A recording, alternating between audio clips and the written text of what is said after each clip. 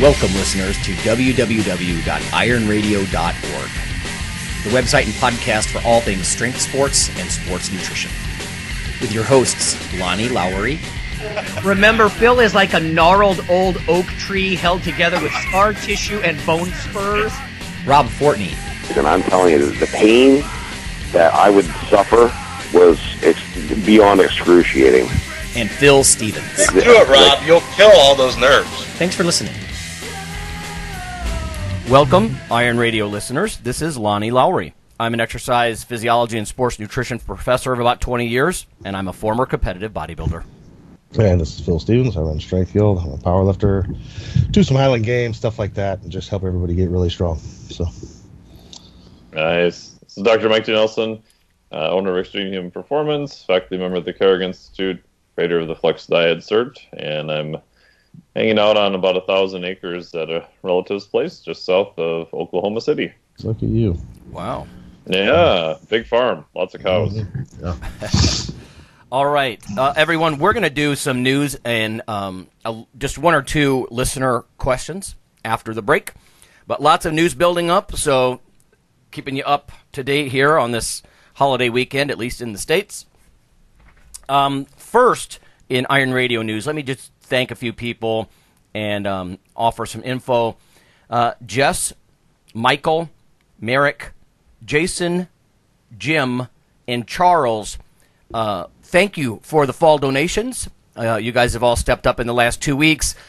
Look for an email. We'll reach out to you and get you a gift, like Fortress talks about in the ad mid-show. So we'll get you something cool there. We have a little bit of minor things that we can relatively cheaply ship. So, also, those of you who don't have any cash, I can appreciate that. It's also helpful if you make an iTunes review. So, no cash. If you make an iTunes review, that really helps our popularity through iTunes, and that's another way that you could contribute, keep the podcast going strong. So, don't forget some iTunes reviews if you would. Having said that, let's get to some of this stuff. Strength and muscle sport news. A lot of it coming from me, of course, is going to be nutrition related. So we'll do this, and I know Phil has some powerlifting news. There's usually drama among the federations. Oh, yeah. First one, this is from Institute of Food Technologists. Low-carb diets may promote higher calorie burn. Now, I thought this was interesting because not that long ago we were talking about that study that basically said fat makes you fat. You guys remember that? Like, nope, it's dietary fat that's fattening.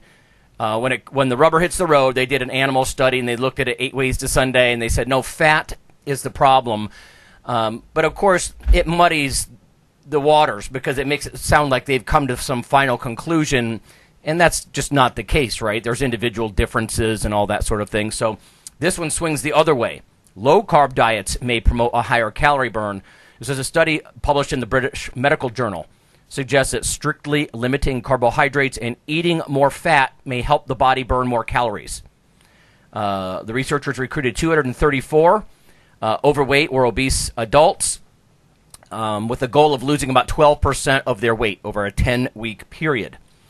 So their diets were low-cal, and they had moderate amounts of carbs. Of that group, 164 lost enough weight to move on to the next phase. So this is more about like trying to keep your metabolism on its toes, I think, after weight loss, right? After a fat loss phase. So the group that moved on to phase 2 were randomly assigned to either a low-carb, moderate carb, or a high-carb diet for the next 20 weeks. So sort of this half-year almost maintenance phase. The low-carb diet only had 20% of their calories from carbs, and they were good carbs, quote-unquote good, right? Like the usual vegetables, fruits, beans, that kind of thing. They had 60% of their calories from fat, including meats, milk, cheese, and nuts. And then the other 20% was from protein. And, of course, the other groups had more carbs, escalating amount of carbs above that 20% low-carb marker. After 20 weeks, the low-carb group appeared to be burning more calories, an average of 250 more per day. I think that's probably significant. That's like a light cardio session, According to the researchers, the findings support a theory called the, quote, carbohydrate insulin model, close quote. The premise is that diets heavy in processed carbs send insulin levels soaring, which drives the body to use fewer calories and instead store them as fat. And this has sort of been our mantra, I think, for the longest time. You know, Mike will talk about how insulin, you eat the carbs, your insulin's high all the time because of the way we eat now and snack and refined carbs and whatnot in the U.S. at least. And your fuel selector is always switched to carbs, right? Not to fat. So you're burning through some of the carbs you just consumed. Insulin level's always high.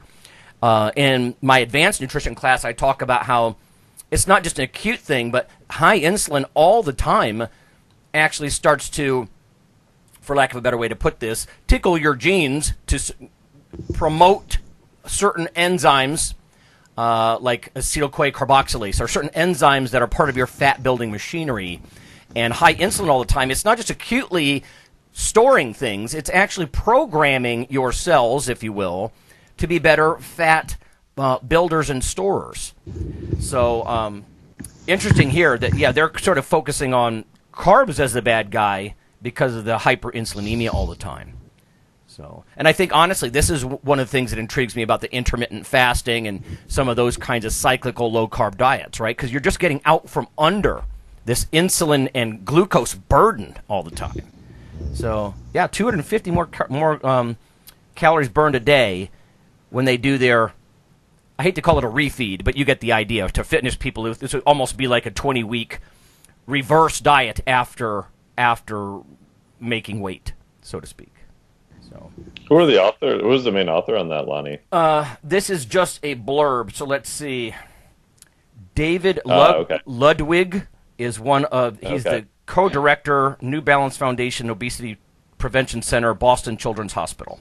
That's the name I have. So there's a link to the study. He's very.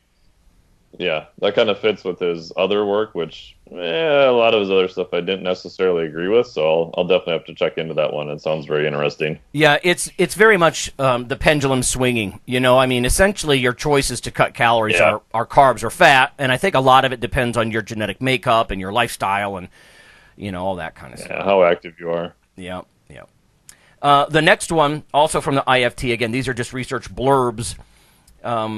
This is not that surprising to me. We see this all the time. Anthocyanins in purple corn may help diabetics.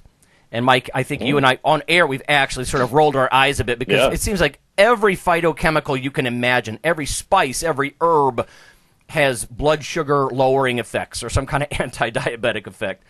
But here's another one. It says bioactive compounds found in the pigment of purple corn are showing potential to prevent or improve complications of type 2 diabetes. According to the University of Illinois, this was published in PLOS One. Essentially, they're talking about these pigments activating novel biological markers related to enhanced insulin secretion or glucose uptake. So Elvira de Mejia, M-E-J-I-A, professor in the Department of Food Science and Human Nutrition at U of I, was a co-author. And there's also some quotes from one of her postdocs essentially saying that they looked at the two biomarkers that apparently are getting activated by this purple pigment. One is the fatty acid receptor. So essentially think about like your pancreatic cells. When you eat fat, it will stimulate a little bit of insulin release, not as much as eating carbohydrates, right? And this fatty acid receptor is one of the things that helps secrete extra insulin. And to diabetics, that would be good, right? For some of us, if you're like on a mass gain phase, that might be good. The other one was glucokinase, which is a trapping enzyme, if you will, in your liver. So it will take up glucose from the blood and trap it, and you get to store it, at least temporarily, as glycogen. So glucokinase for the uptake side. So there'd be less circulating glucose. Now, if I remember right, Phil, wasn't Biotest selling? Wasn't that the basis of one of their big anabolic products? Is that right? I can't even remember. It was a few years ago. I'm assuming they're still selling it. Yeah. Yeah, it was the blue one. It's I'm sure people are yelling at their podcast machine right now. Yeah, they're spawning. I can picture the bottle and everything too. Yep. I can't remember. Me the too. But I mean, there was some pretty hefty claims that they were making about that, especially because it's the kind of thing you see a lot. I don't. To me, it's almost like eat tons of colorful vegetables, fruits and vegetables. I know it's not going to be quite the same thing as a standardized extract and whatnot, but yeah. So, how would this apply to lifters? Well, like I said, you might get some more insulin secretion.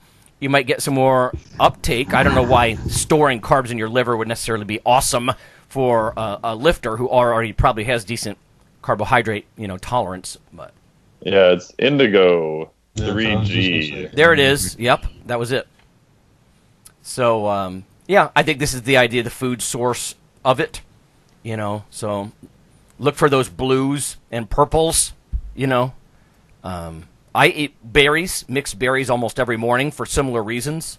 One of my family members over Thanksgiving actually said something about, so what's good about beets and what's good about this and what vitamins are in that? And I was trying to explain, it's not always about the vitamins. Sometimes it's just the pigments, it's the colors. They're antioxidant in nature, or they help your body in different ways, these phytochemicals. Cyanidin 3-glucoside Okay. is the compound in it. Okay, I don't believe this talks about specifically which compound it was. It just says anthocyanins.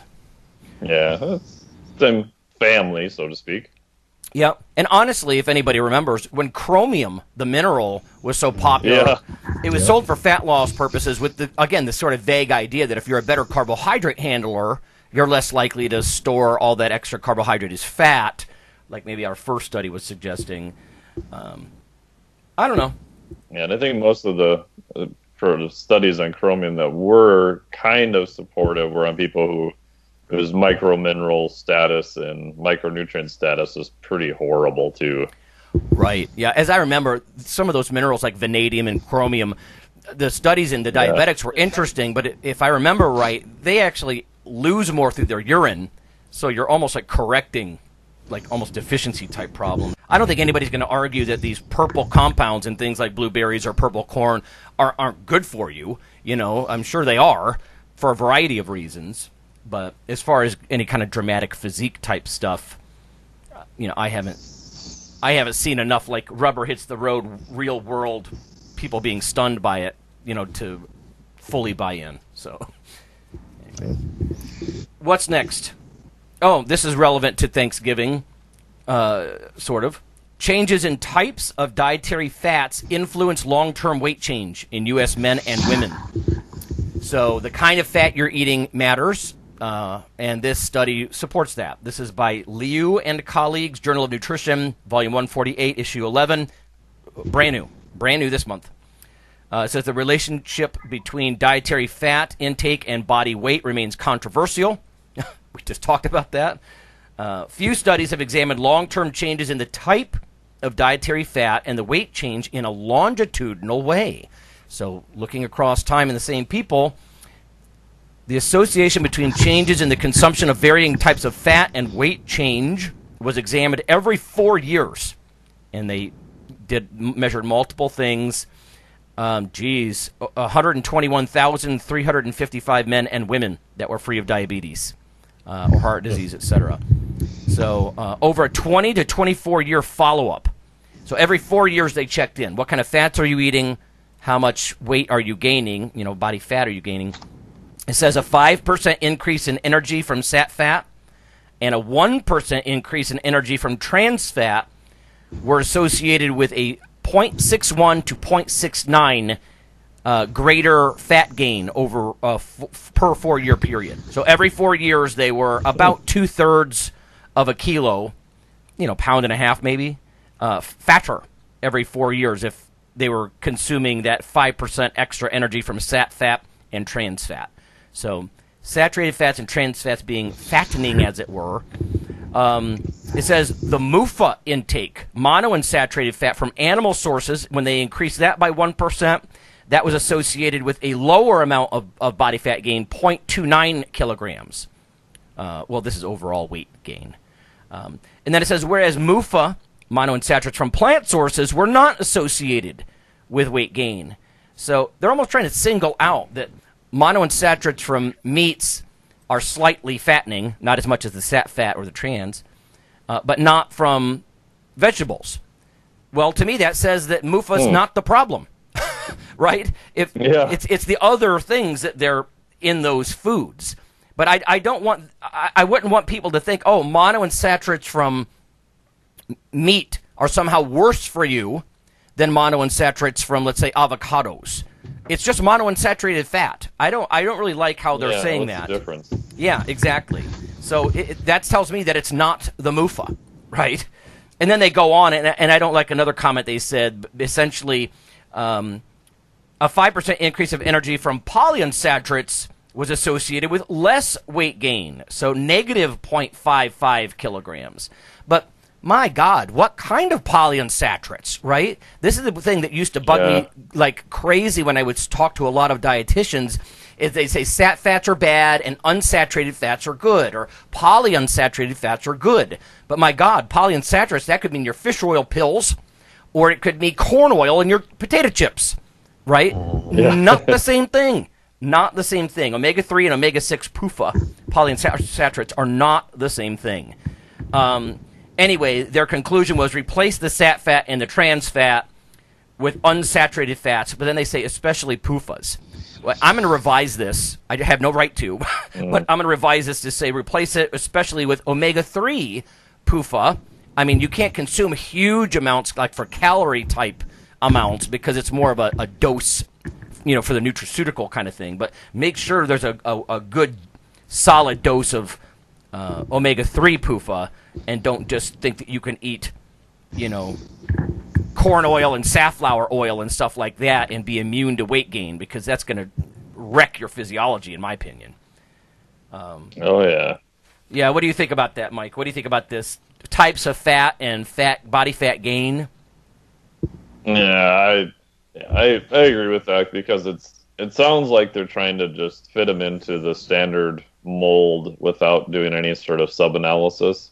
And maybe they didn't have the power to do it, or maybe the study wasn't set up that way. But yeah, you said, well, are you talking about fish oil? Are you talking about omega-6? Or what are you talking about? And then even with saturated fat, it gets even more complicated if you're, maybe on a lower carbohydrate diet. Maybe you're burning through a lot more saturated fat. So you're probably going to have a different effect there than if you're in a huge caloric surplus and don't exercise a lot. So it drives me a little bit nuts. I understand why they run the studies, because you're looking at one specific thing, but people then tend to extrapolate that into all other sorts of cases that we don't have data, or it just doesn't even make physiologic sense. Yeah, I like that they are trying to break down that the type of fat is important, Like I tell students, like they're amazed when I say each fatty acid has its own name. Oleic acid, linoleic acid, linolenic acid. They're that important, that they have their own name. So they're much more nutraceutical than, say, just glucose, which is just sort of glucose, and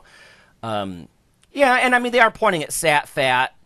This also harkens back to what you said, Mike, the other week about they're talking about as little as a 1% increase in intake from these fats, leading to a couple of pounds of body weight gain every 4 years. And you were just talking about that, right? Even very small, like your body's very good at regulating intake, but a 1% increase in these different kinds of fats could have effects, over the long haul. So I don't know. Yeah. I don't worry too much about the sat fat thing. Yesterday I was having lots of grass-fed butter with impunity, but day in and day out, yeah, I can see that. A lot of the food sources you would choose, like the MUFA, the monounsaturated sources like avocados and olives and olive oil, sure, right? Go for that stuff. But yeah, and I think that's part of it too, where if you tell someone, I want you to consume a lot more monounsaturated, I hate to use the word good and bad per se, but there's not as many lower quality monounsaturated ones. But if you say PUFAs, well, like you said, is that fish oil or is that corn oil that you pulled off the shelf in your grocery store? Those are massively different. Right on. Phil, when you gain, do you keep any eye on fat? Like, aren't you trying to gain weight right now? I mean, I keep my eye on all the fats. Until they're in your mouth. No, I don't. Yeah, I mean, just take it in. Yeah, I just take it in. Yeah. Basically, I do it like everybody at my gym. It's like, man, all he does is eat like an asshole. Well, they don't see what I do the other 90% of the day. Yeah, yeah. Basically, I try and just eat good food here, and then I'm always picking something else up. You know, like every time I drive to the gym, I grab something on the way there, and it's usually not the best thing, but so. Right, but it's on top of a very it's on solid. Top, yeah. So that's basically all I do is just add on top of what we normally have. So. Yeah, that makes sense to me. So anyway, the reason I'm bringing that up is just because it is interesting that the type of fats that you choose, and like I alluded to earlier, it's not like you're going to consume enough omega-3 fats like DHA and EPA from fish oils to add up to a ton calorically, right? Mm-hmm. It's more of a thing that you eat the piece of fatty fish, you eat the salmon, or you pop a few double strength, triple strength fish oil capsules, and you're sort of dosing it because you're not really going to get enough to have a huge caloric impact on your diet. And that's why the monounsaturates, those olive oil and avocado type things, come in, because you can consume enough of those to, supply a reasonable percent of your calories, So fish oil, things like that, are so many structural type effects in the body that you'd have to have just a massive amount, I think, for the body to really use that as an energy source when it's serving so many other quote-unquote more important effects in the body. Oh, for sure. Almost like an Inuit type diet, where so much of what you eat. Yeah, seal oil and everything. Exactly. But sometimes I think people do get confused about the fish oil thing, like, oh, most of my fat intake should be omega-3s. No, you can't really do that. It's more like a dosing nutraceutical type thing.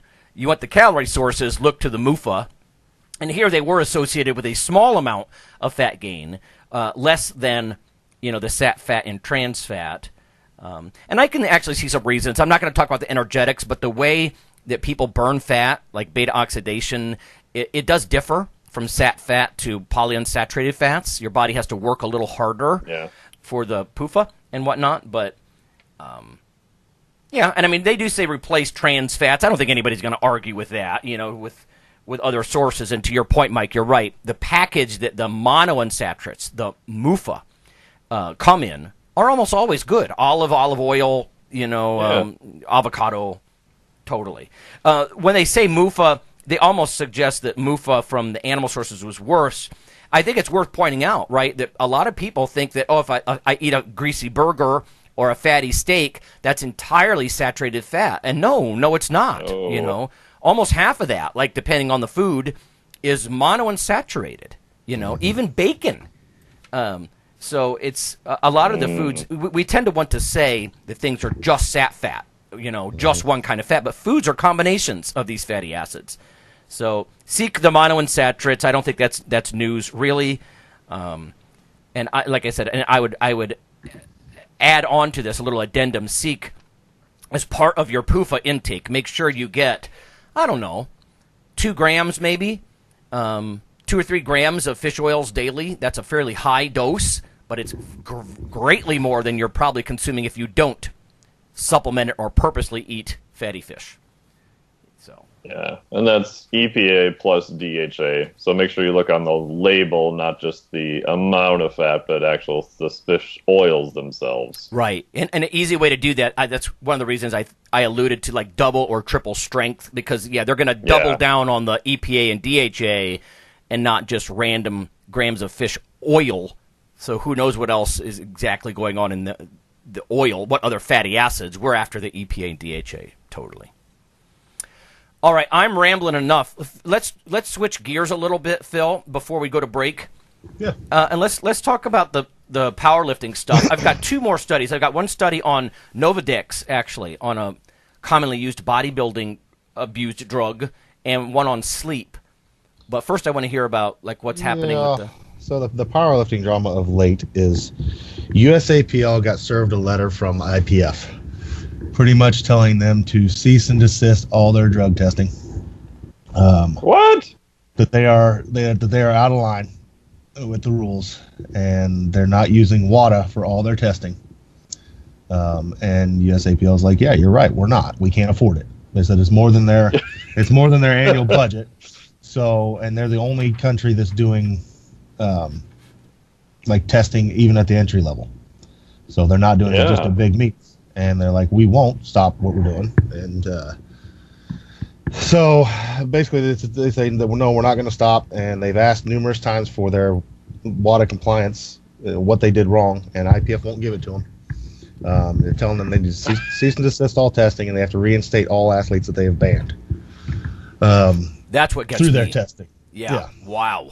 Reinstate them no all. longer use the words drug-free in any of their ads. And so there's a whole lot of talk going on that, and basically there's several things that people are thinking. It's all kind of hearsay now, but one of the big things is basically that people think the IPF's getting heat from WADA because their biggest affiliate, USAPL, isn't using WADA labs. They're primarily using cheaper labs. USAPL's like, we're not. We can't afford it. And we're the only country that's actually doing testing at all levels. And there's numerous countries why are we getting singled out when there's numerous countries that aren't even turning in their testing each year? They're not doing any testing at all. Yeah. So USAPL is saying, screw you. We're going to keep doing what we're doing. So it sounds like they have no choice. I mean, if it's not in their budget, to go to WADA labs, then it's not feasible. What's the alternative? They said we can do, basically, if we do that, then they said we'll do what everybody else does and only test at big competitions. He said, but then we can't say that it's drug free, because we're not testing at entry level. So, and they're like, that's what our standards are. That's what we're going to keep up to. We're using cheaper labs at smaller meets, and and they're saying that that's not allowed, and you need to reinstate anybody you've popped because you can't say which lab it came from. So I would argue that any opposition to this regular testing that's being done, they would have to demonstrate that these cheaper labs are bogus in some way. Right. Well, and that's what USAPL is saying. They've asked for, show me where we messed up, and they're not sending them. They've yet to send them anything that shows that they were wrong. So. So that's the drama going on right there, and there's everybody's up in arms about it, and maybe USAPL will leave and blah blah blah blah. Everybody's like, there's been a lot of IPF drama of late, so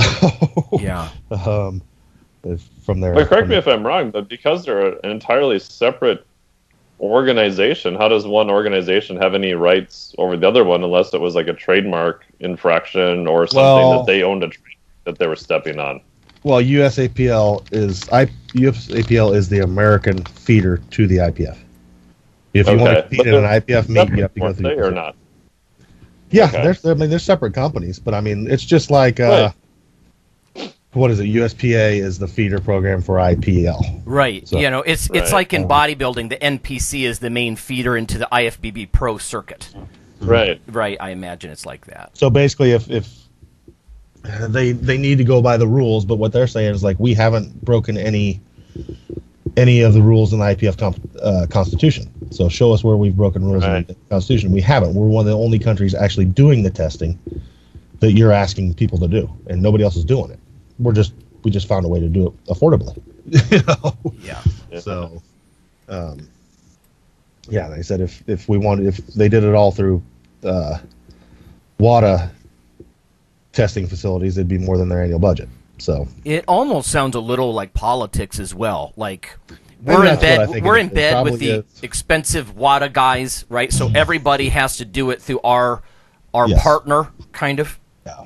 I don't know. And that's probably what it is. And that's what several people are saying is their guess is WADA doesn't like IPF claiming to use WADA testing, while their biggest affiliate, USAPL, is primarily using cheaper labs. So they're probably getting heat from WADA. So, like they say, shit rolls downhill. And so IPF is feeding that over to USAPL and saying, hey, you need to stop. But tell them they have to, basically you're going to stop or get banned and you're out of here and you need to reinstate everybody you've popped. Well, but USAPL has been kind of a joke anyways. Ever since the day they brought on Dana Lynn Bailey as their poster child and claimed she was drug free. Come on. She's a freaking IBBF pro. So Oh, boy. I'm not even saying nothing bad against Dana Lynn Bailey. Nothing bad against anything she's used. But the chances that she has are like 99.9%. Yeah. Right. Yeah. So, Yeah. And there's not that many people out here that are actually in the sport that are stupid enough to believe it. You know, you guys, a few weeks ago when I was talking to Jerry Brainham, we were talking about how loaded the word natural is. Yeah. And drug-free is similarly very rough. I mean, in today's world, you know, when you can see plastic in people's bloodstreams, you know, and there's pharmaceuticals almost in anything. You know, I mean, like when I do caffeine research, are you kidding? Yeah, I mean, there's so much. I really don't like that term drug-free, to be fair. They're going to have to come up with some better term, but we were talking earlier about this, everybody, that what do you say? You can't just even say performance-enhancing drugs, because caffeine's a performance-enhancing drug. Are they free of that? What if they're on an asthma med? You know, all this kind of stuff. It's just such a gray area. And to me, it almost feels like in the real long term, WADA is going to have a harder and harder argument and to stay in existence, I would almost think, because technology has just made it too difficult. There's too much of a sliding scale. I could be wrong, you know, and people might disagree with that. But drug-free, that's a hell of a claim, you know, regardless of the lab you're using, you know. But Yeah. I mean, WADA kind of, a few years back with the whole back test in the Olympics, kind of screwed themselves too. I mean, that's just, yeah. They keep shoving their foots in their mouths. You know? Well, yeah, especially with all this stuff, like the movie Icarus that came out from what, you know, Russia was doing and how many, you know, that they passed, and just the whole program they had going back decades to test athletes and see how far they could get them to pass in the Olympics. And they had, you know, documented data on it too. It's just, it's like, holy crap. Yeah, you know, to me, it's just a technological arms race between WADA trying to detect things, the athletes using masking agents or different cycles or novel meds, you know, kind of thing, and it just becomes a technological arms race, of one-upsmanship, I guess. But here, they're even especially complaining. when you're not doing random out-of-competition testing. You know exactly what period of time you're going to be tested if you're not doing that, and that just makes all sorts of other things just possible. Yeah. Yeah. Yep. Well, and that's like, you know, this is on a whole another subject, but, you know, with the rule changes in weightlifting now, you know, it used to be basically countries earn spots for their weightlifters. So through points, but you could send whoever you wanted. So like you could send 10 athletes to earn spots and then come to the games. Okay, well, now we're sending these guys, not the people who actually earn the spots. You got to choose whatever spot you wanted. Oh my! You got to choose. I didn't know that. Yeah, so that was the rules before. So you just earned spots, and then it wasn't athletes you earned. You earned a number of spots, and then you could fill those spots with whoever you wanted. So they would take athletes that were clean, earn spots, and fill those spots with people who hadn't been clean for Unreal. 4 years. Wow. You know, so they just had to clean up for the Olympics. But now they've changed the rules to where you have to be in a tested competition like once every 3 months, and you earn your own spots. So, that was a smart move. You know? Yeah. Yeah, that makes sense. Because you could just have, you know, Olga, she's just competing at home in the garage for 4 years, you know, crushing records. and then, okay, send her to the games, clean her up, you know, for 4 months. Right. So. Yep. Okay. All right, let's go to break, everyone. We come back, we've got a little bit more news, and then we've got a question or two from listeners, and we'll be back.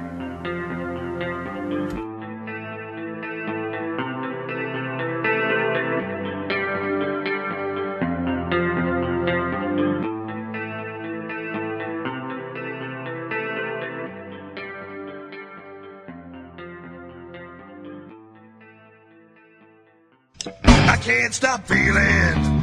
Some of us don't understand how lucky we are to be living in this land. Hi listeners, this is Rob Fortress Fortney. I'm here to remind you that as the holiday season approaches and your thoughts turn to giving, we like you to keep IronRadio in your thoughts. Over the past several years, there have been hundreds of listener comments hoping that Iron Radio stays on the air for years to come. Iron Radio is here for you. But as with any public radio type format, the show is listener supported. That's where you come in. For just $4 a month, you become a supporting member, keeping your weekly dose of education, experts, and gym talk flowing. Just go to www.ironradio.org and click on the $4 monthly subscribe button near the bottom of the page. Or click the donate button at the right of the page for a one-time donation. You are the Iron Brotherhood and Sisterhood. Of course, not everyone can afford to be a supporting member or a significant one-time donor, but for those of you willing to pitch in, $4 per month or $50 just once, we're about to sweeten the deal. Become a supporting member or major donor between now and January, and a limited number of you will receive a gift worth over $20. And we will never forget our existing supporters. Simply email me via ironradio.org, and I'll send you a free seminar from Dr. Lowry on how to significantly and realistically boost your testosterone levels. Help your Iron brothers and sisters who cannot pitch in but deserve better internet programming in our sports. And happy holidays.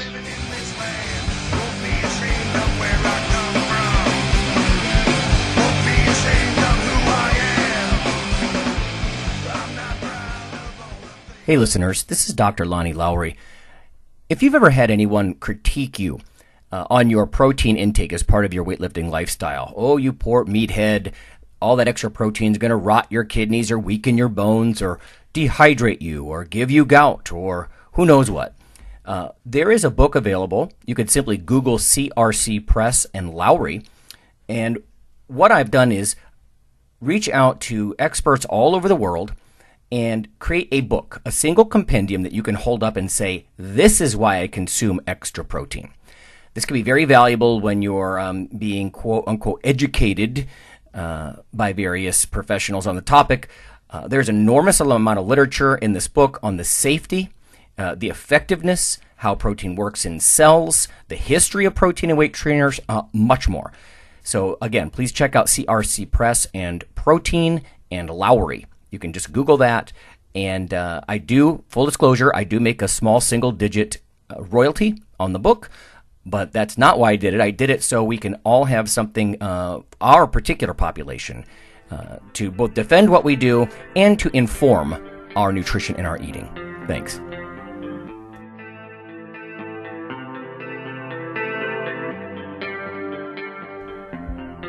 Iron Radio is, of course, primarily a podcast. But over the years, there have been technical glitches calling for backup streaming and listeners who wanted the convenience of other sources of audio content. Toward this end, Iron Radio is now simulcast and backed up on YouTube. If needed, please search Lawnman07 or Iron Radio from within YouTube. There's not much video, but if you like to listen through YouTube on a Roku or other living room device, there you go.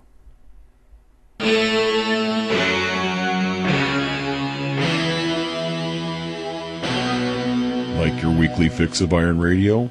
In addition to being a popular institute on iTunes, we are also on email. Simply go to www.ironradio.org and sign up for the voluntary email. You'll get a once per week email, no more. That's little more than the show notes and a link to the audio. So go for it.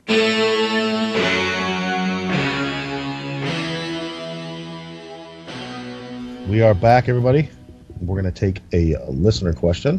I'm pulling it up right now, but I will kind of ad-lib this. It's from Jeff, and he was wondering about unilateral training and how to address this. He has one leg, I think it was left, is a full inch smaller than his right. So he's just, how would people go about changing this? And just any ideas. So, Mike, you can go first. So. Yeah, did you say, is that upper leg? Is he talking like quad and hamstring, I'm guessing? Or it didn't specify. Looking at it, he posted a picture, and it looks okay. To me, from the looks of it, down near his knees, not that big of a difference. You get about halfway up and then into the hip, and it's quite a bit bigger. So. Okay. Yeah, I mean, I would look at just a very simple assessment first, just to see how well the muscle is quote unquote firing or activation, even though I know all those terms are just abused to hell back and forth. Yeah. But is it just at a base level, what's going on maybe for more of the neurologic system? Does he have an old injury? Obviously, it's probably not dramatic enough that he had a pinched nerve or something like that. But, sometimes if you impair the nerve, you get a pinched nerve to a muscle, or you've actually had physical trauma to it, you'll see massive muscle atrophy super fast. So it's probably not what's going on. After that, I would look at simply quad versus hamstring. So you could even do a left leg on a leg extension versus right leg on a leg extension, see how much of a difference there is, or hamstring curl. Doing compound lifts gets a little bit more dicey because you're probably going to have a weight shift. But I'd be interested, is it more quad or is it more hamstring? And that gives you an idea of what to specifically target then. So if I have clients like that, I will just work the crap out of the left side. Like I've had people do left-sided only work for 4, 6, 8, 12. I've had some people do it myself. I've done it sometimes for up to a year. And I think in general, people are afraid to do more work on that side. So the classic thing is, well, here's how you fix it. Start on your left side and do unilateral work your right leg, and then end on your left side. Okay. You had one more extra set. Is that really going to make a massive difference over time? Probably not. Yeah. So I've had people who are really goofed up, myself included, only work one particular side in an entire session sometimes. Yeah. Maybe you do a squat, and then, okay, you're only going to do left-sided unilateral work. Another thing I like to do is get a little bit fancier in compound lifts, especially like a deadlift. You can do like a stagger stance or what I call a B stance. So left leg is flat, and then take your right leg, drag it back so that the ball of your foot's even with your left heel. But if I watch your knees on a deadlift, it looks identical. So what am I doing? I'm making the base of support more stable on the left side. To start with a light weight and to purposely overload your left side more on a kind of a compound lift. So that's what I would do, and just see how you respond from there. What are your thoughts, Phil? Yeah, I agree on that. And then also, I think just on your compound movements is be cognitive with them. Yeah. In all your warm-ups, are you loading your right side more? Or the bigger side? Most likely you are. Like that was an issue I had. All right, guarantee. That was an issue I had with my after my hip replacement. I had to teach myself to load the other side again, because for like 7 years, due to pain, I was loading mainly the good side. So the bad side shrank a lot. So in all my warm-ups and things like that, I'm very cognitive about, okay, load the left side, make sure it's firing. And then once it gets heavy, I don't have to think about that much because I did all that in the warm-up, so now it's working. So, and then, yeah, like you said, really attack that. If it's bothering you, then attack that one side. Like for me, I'm not too worried about that side being smaller now because it's not inhibiting my performance. Yeah. So I don't notice it in my big compound moves, and that's my job. My job is to move big weights over a short distance for one time. So it's not like I'm stepping on stage. If I was stepping on stage, oh man, dude, his quad is really a lot bigger. Well, then that would mean something. I don't have to worry about it too much. As long as it's not inhibiting my performance, the way I move, then I'm okay. So if that's the issue, don't worry about it. As long as I would check your performance and go from there. But do a little extra work each day, call it good. So makes sense to me. Yeah. Sometimes I've used a cue of, like with myself too, of my left side tends to be weaker than my right, especially lower body. So if I'm doing a squat, making sure the squat looks kind of symmetric, if my goal is to try to even that out, quote unquote. And then I'll use a cue sometimes of, this is from PRI, of like trying to feel my left arch or feel my left foot into the ground. And I won't worry so much about the right side, but I'll do, like you said, warm-ups and some lighter work, really trying to work that left side more. And, anecdotally, that seems to help too. Mm-hmm. No, I agree. That's what I concentrate on, is just to be my left side. Just make sure it's working. The right's going to do its job. It always does. Yep. Yeah. So, yeah.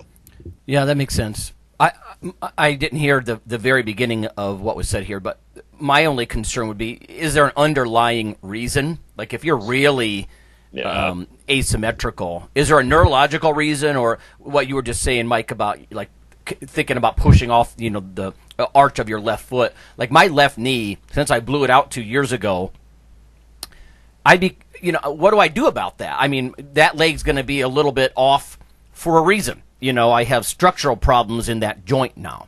That kind of, so neurological or joint stuff, I think you got to maybe think about that as well. I don't know if it's going to change that much. Like if you get the green light to lift, everything you guys said still holds. But I do think it's worth at least thinking about what's the etiology? What's the underlying reason? Is it more than genetics, or more than something that happened a long time ago? Like it happened with Phil, that kind of stuff. It's probably worth thinking about why is it like that too, But. Yeah, especially if you've had an issue for a long period of time. So like a lot of my issues and movement stuff is related to, paradoxically, my eye position. So my right eye sits up and out farther. I don't see in 3D. So because the body physiology is so visual based, I've had scoliosis, all sorts of stuff, because my structure is trying to sort of spin around my vision to make the world even to my brain. So if you've got something that's kind of been there all the time, I'm looking at either is it possibly an eye thing, a vestibular thing, like Phil, obviously old injuries are going to make a massive difference, or is it something that just started to happen like 2 years ago? Mm-hmm. So then I'd want to know, okay, what happened 2 years ago? Did you get injured? Did you change your training? What went on at that point? It actually begs the question, if somebody has a very specific health reason why one side is much smaller, or even on like a bilateral way, like in a bodybuilding competition, I would actually wrestle with that. Like if you're in a car accident and you tear up your left calf, is it okay to get an implant so you're even? Now, in a bodybuilding stage, people are going to be like, hey, that's a fake calf, but then you've got the argument, yeah, but it looked fine before. This was an accident. This is a medical thing. You know what I mean? It almost begs the question. But then that's a slippery slope, because then you have people get all these silicone fake pecs, and you get guys with no calves. There's a couple of guys locally here, gigantic arms and chest, calves of a small child. And I'm sorry, dude. You're superior in the upper half, and sometimes these guys win events, and I'm actually against that, right? You're not complete. I mean, if the standards are such that you're supposed to have calves, you can't just have extra big biceps or pecs, when I can pick my teeth with your lower limbs. I mean, I'm never going to be a star in the NBA because I'm not 7 foot tall, and no one is lamenting that, right? I'm not that tall. It's not going to happen. So, but yeah, sometimes it does make me wonder on the medical side, does a tragedy just put you off the stage? I don't know. Maybe it should. Maybe it shouldn't. It's just one of those ethical, debates maybe. But anyway, all right, that's sort of a tangent. Let's get to this last two little bits of news. One's on hydration. I'm pretty sure I didn't discuss this yet. I just thought it was weird. And one is on the anti-estrogen tamoxifen, right, or Novadex. But anyway, the first one, shorter sleep can lead to dehydration. I had never heard this before. It says researchers looked at how sleep affected hydration status in U.S. and Chinese adults. So it says adults who sleep just 6 hours per night as opposed to 8 may have a higher chance of being dehydrated, according to a new study by Penn State. Results of this study were published in the journal Sleep earlier this month. The general idea is that there's a hormone that some of our listeners are probably familiar with, anti-diuretic hormone, or also called vasopressin, and it's released to help regulate your body's hydration, right? So anti-diuretic, it puts the brakes on urination, so that keeps you from becoming dehydrated. Hence the name anti-diuretic hormone, or vasopressin. It says it's released throughout the day as well as during nighttime sleep hours, which is what the researchers focused on. Let's see, here's a quote. Vasopressin is released both more quickly and later on in the sleep cycle, said lead author Asher Rossinger, assistant prof of behavioral health at Penn State. So if you're waking up earlier, you might miss that window in which more of this hormone is released. So with less anti-diuretic hormone, you would in fact diurese more, you would urinate more, you could become dehydrated more. I had never heard anything like that before. Like, it's another reason to try to get enough sleep, I guess. So, weird stuff. Mike, have you heard anything about this before? Not too much, really. I mean, I think it's pretty interesting. The more we're learning about sleep, the more we realize how important it is. And now we're actually seeing a lot of people talk about sleep. Matthew Walker's book, Why We Sleep, is really good. Dan Party's got a lot of good stuff on sleep.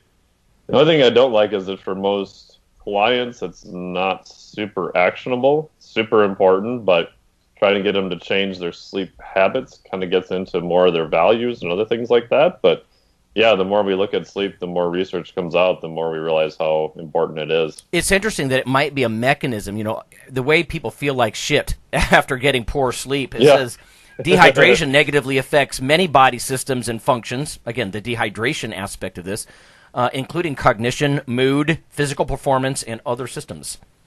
In fact, even in the coffee research we've been doing, it almost felt too positive, because what happens acutely in the gym is almost entirely good, quote unquote. But my concern is we weren't looking at what happened the subsequent night. You know, so one tool that we use, which you can Google and find online, listeners, is the PSQI, the Pittsburgh Sleep Quality Index. It's essentially a short questionnaire that asks you various things about your sleep over roughly the last month. So it's not just a one-night thing, but it could give you some information if you can interpret it carefully. And again, I'm sure the researchers would say, no, you have to have this interpreted by a skilled person. Okay, so there's my caveat, right? There's my disclaimer. But the PSQI, or even just sleep satisfaction, like a Likert scale, 1 to 7 from low to high in your training log, might be helpful, so you can say, oh, look, this has been ongoing for at least a month. Oftentimes you'll go to the doctor and she'll say, or he'll say, how long has this been going on? And if it's in your training log, you could actually find out, But there are subjective sleep scales that I think are pretty neat way to do some of this as well. But that one alarmed me, I got to say, because 6 hours, it says, that's basically what I run on this semester. Yeah. So, all right, last one, everybody. This is by Nuran Amin from labroots.com. Brand new. I mean, this is literally 2 days old. Breast cancer drug tamoxifen brings hope to muscle disease. Now, I wasn't aware that this anti-estrogen, right, this estrogen receptor blocker is what I believe tamoxifen is. I'm trying to remember. But had a lot of impact on muscle tissue. It was mostly just to try to reduce the amount of estrogen in the body. And, of course, a lot of our listeners know that bodybuilders or powerlifters who take testosterone, it could aromatize and they could have extra estrogen and they could get breast tissue formation and all that kind of stuff. Gyno, right? And tamoxifen is something that athletes will then stack onto their polypharmaceutical cycles to try to reduce the effects. But this is being used to target muscle itself. It says, let's see, latest research has indicated that tamoxifen, again, Novadex is a brand name, may hold the potential in treating diseases such as, here it is, myotubular myopathy by slowing its progression. It's a genetic disease that affects males. Myotubular myopathy weakens all the skeletal muscles from birth. It hits 1 in 50,000 male infants, says Professor Leonardo Scapozza at the School of Pharmaceutical Science at UNIGE Faculty of Science. It says the molecule that we're talking about here is tamoxifen, and because it has long been approved for breast cancer, and again, you might guess why, right? If you block the effects of estrogen, then breast cancer, at least the estrogen-sensitive types, are going to be starved of that hormone. Long approved for breast cancer, investigators are hopeful that transition to clinical trials for myotubular myopathy will not take too long. It says tamoxifen has long been studied to be an antioxidant, an antifibrotic, that's interesting, and most importantly, protective of mitochondria. Now, I wasn't aware of that. I read some interesting stuff recently that mitochondria have a role in fighting diseases in ways that I had no idea. You know, I tend to think as an exercise physiologist or nutritionist as mitochondria being, you know, little furnaces in the cell where you burn carbohydrates and fats. But apparently they can even help you fight diseases in different ways. But yeah, protective of mitochondria. There's a video, if you go to labroots.com, if you want to learn more about tamoxifen. They're not going to talk about the way strength athletes use and abuse it, I'm sure. But in a previous study, we used tamoxifen against Duchenne muscular dystrophy, which is also an inherited muscular disease that affects 1 in 3,500 boys, so more common. And the life expectancy of those boys is 30 years, says PhD student Elanam Gayi, G-A-Y-I, at the same School of Pharmaceutical Sciences. The results have been excellent in Duchenne muscular dystrophy, and clinical trials are now in progress. So, I don't know, just a little news tidbit there about a pharmaceutical that has long history of use/abuse in strength and muscle sports, and now they're using it not just to block the effects of estrogen, like with, you know, something like gyno or, you know, abnormal breast formation, but protecting against muscle diseases and their progression. Interesting stuff. Do you think that's because it's modifying estrogen, or do you think that drug is having some other interactive effect where it's beneficial in this case? That's a very good question. If you block the effects of estrogen, does that automatically protect your mitochondria, or is that automatically anti-fibrotic? I don't know. Yeah. I don't know if that's the sole mechanism. My gut tells me, this is complete speculation, that it might be more than just that. You know how they fight always, it seems like, too. Yeah, with drugs, right? Oh, we're using it for this, and look, it helps with that. You know, that sort of thing. Like Viagra, right? Or things like that. Interesting history. Yeah. Use it for one thing, and oh, look, it does something else. So yeah, Viagra was initially targeted as a cardiac med to try to increase blood flow to cardiac tissue. That's right. They found other side effects. Right on. Yep. Well, and let's face it. I mean, what is it, Cialis? Or, Phil, didn't you say that you were aware that a lot of lifters were using that? And again, that starts as erectile dysfunction, and then they're using it for muscle blood flow, right? Yep. Yeah. Interesting. So yeah, I don't know. Additional benefits here out of Novadex. This is an old drug. You know. Yeah. Yeah. I find it interesting. All the older drugs, we find more and more use for them just because they've been out longer. Which makes me think that drugs are not the silver bullet that we think they are. They probably do something which is very well studied, but I think we underestimate all the other effects they have, which in other cases could be not quote unquote side effects, but could have other beneficial effects, especially in specific pathologies. Yeah. Well, I mean, think about a simple antihistamine. The same drug is sold as a sleep aid and to dry up your drippy nose, right? Completely different, labels and purposes, but exact same drug, like diphenhydramine. It's the same med. You know? I'm looking at the structure of Novadex right now. It does not look particularly like testosterone or estrogen in its structure. But anyway, if people want to go look at how it works, there is a video here on labroots.com. Could be neat. So we don't often talk about new drugs, and when I saw that, I just thought, have bodybuilders stumbled into something that maybe in some weird way, I don't know, as they age or who knows what, because again, these are in genetic diseases, but augmented their muscles in some way. They're taking it to block estrogen so they don't get quote-unquote bitch tits, right? And in some weird way, it's actually augmenting the aesthetic look of their muscles. It makes you wonder, you know. You wouldn't think it. I don't know. Yeah. All right, we have rambled on. Cool stuff. So sounds good. That's a holiday wrap, and we will catch up next week. Talk to you later. All right. See you guys.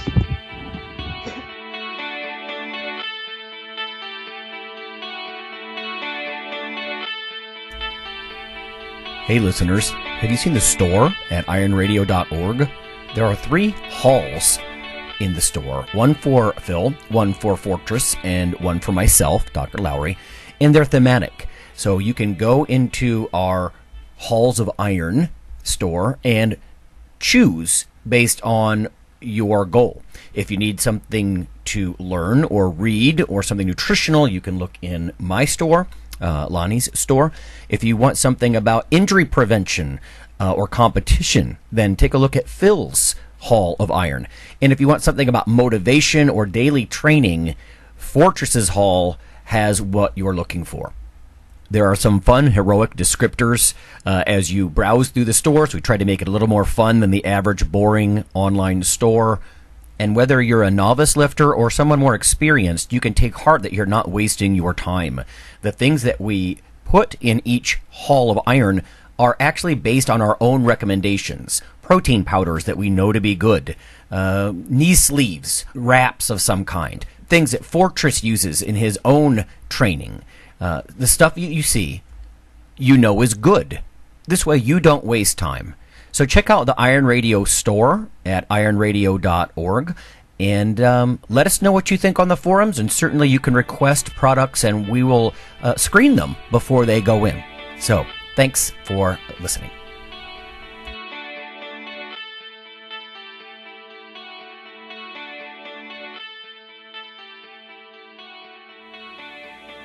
Iron Radio is accepting donations.